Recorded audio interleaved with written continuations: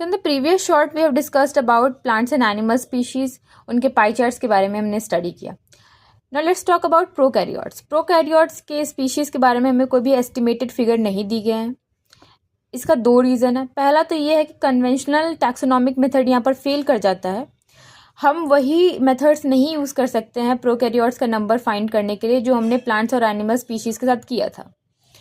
दूसरा, कल्चरेबल, काफ़ी सारे प्रोकैरियोट्स कल्चरेबल ही नहीं है अंडर लैब कंडीशंस. हम लोग क्या करते हैं, कल्चर बनाते हैं. कहने का मतलब है एक पेट्री डिश लेते हैं लैब में, उसमें न्यूट्रिटिव मीडियम डालते हैं.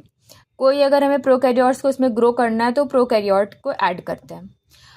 वो न्यूट्रिशन लेकर के न्यूट्रिटिव मीडियम से वो अपने नंबर को ग्रो करता है और कई सारे कॉलोनीज बनाता है. फिर हम लोग कॉलोनीज के बारे में स्टडी करते हैं. तो ये कोई प्रॉपर तरीका नहीं हुआ, इससे हम कोई भी एस्टिमेटेड फिगर नहीं हासिल कर सकते, कोई जानकारी इसमें हासिल नहीं हो सकती है. पर अगर हम कोई बायोकेमिकल या मोलिकुलर मेथड का यूज़ करें तो हो सकता है कि हम इनकी स्पीशीज़ के बारे में स्टडी कर पाएँ. लेकिन बायोकेमिकल या मोलिकुलर मेथड क्या हुआ, फॉर एग्जांपल उनके डीएनए को सेग्रीगेट करना, आइसोलेट करना, फिर डीएनए के सीक्वेंसिंग को पढ़ना.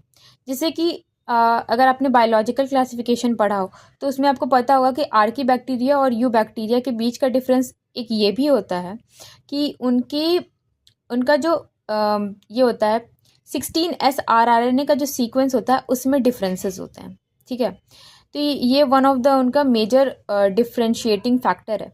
तो वही अगर हम इन सब पे भी अप्लाई करें तो हम लोग डीलिनिएट या डिफ्रेंशिएट कर सकते हैं स्पीशीज़ को, पर इनके अकेले की स्पीशीज़ ही मिलियंस में भाग जाएगी. तो ये कोई भी तरीका नहीं है, प्रॉपर तरीका नहीं है. इंडिया के पास जो है वो वर्ल्ड का, मतलब इंडिया जो है वर्ल्ड का 2.4% लैंड एरिया ऑक्यूपाई करता है. इतना ज़्यादा भी नहीं करता है, लेकिन उसके हिसाब से ये अपना ग्लोबल कंट्रीब्यूशन जो है इसका बायोडाइवर्सिटी में वो 8.1% है, which is really impressive. So इसलिए इसको 12 मेगा डाइवर्सिटी कंट्रीज़ में इंक्लूड किया गया है इंडिया को. Now nature's biological library is burning even before we catalogue the titles of all the books stock there. कहने का मतलब है कि हमारी जो नेचर की बायोलॉजिकल लाइब्रेरी है, यानी कि हमारी जो बायोडाइवर्सिटी है वो ख़त्म होती जा रही है. Even before we are discovering, जो कुछ एनिमल्स हैं या कुछ जो प्लांट स्पीशीज़ हैं उनको हम लोग डिस्कवर करने से पहले उनकी स्पीशीज़ जो हैं वो एक्सटेंड करते जा रही हैं.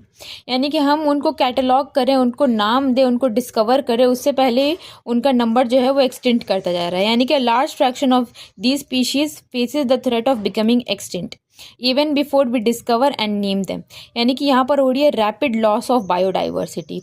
हम उन्हें डिस्कवर करें उससे पहले ही वो एक्सटेंट हो जा रही हैं.